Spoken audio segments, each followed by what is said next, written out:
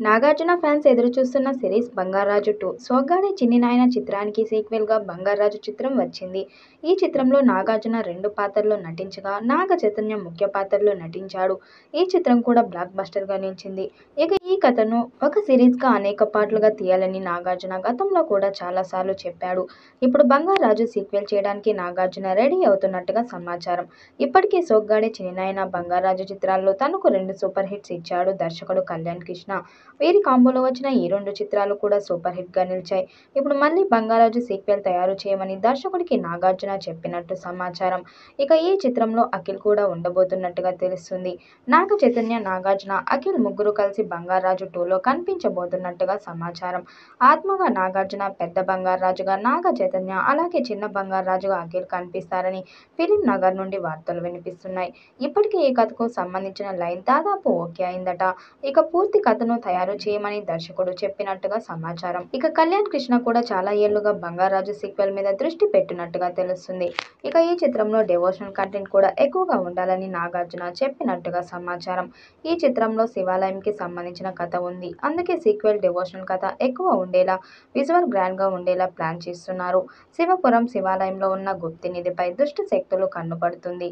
ఆ దేవాలయాన్ని బంగార్రాజు కుటుంబం తరాలుగా రక్షించుకుంటుంది.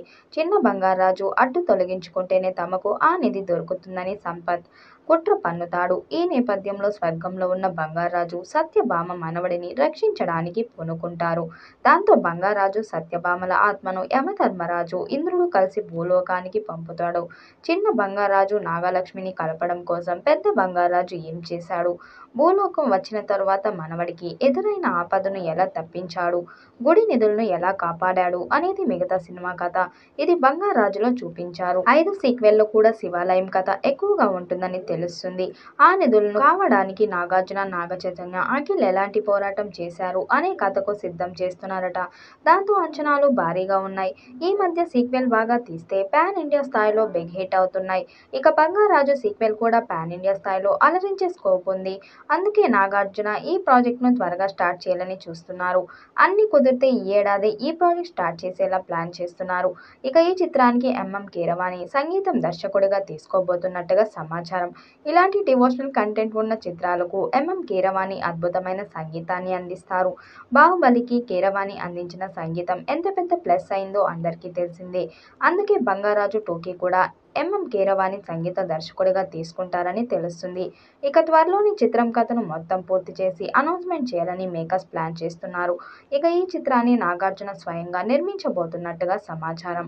దాదాపు 100 కోట్ల బడ్జెట్తో 'బంగార్రాజు 2'ని రెడీ చేయడానికి నాగార్జున ప్లాన్ చేస్తున్నారట.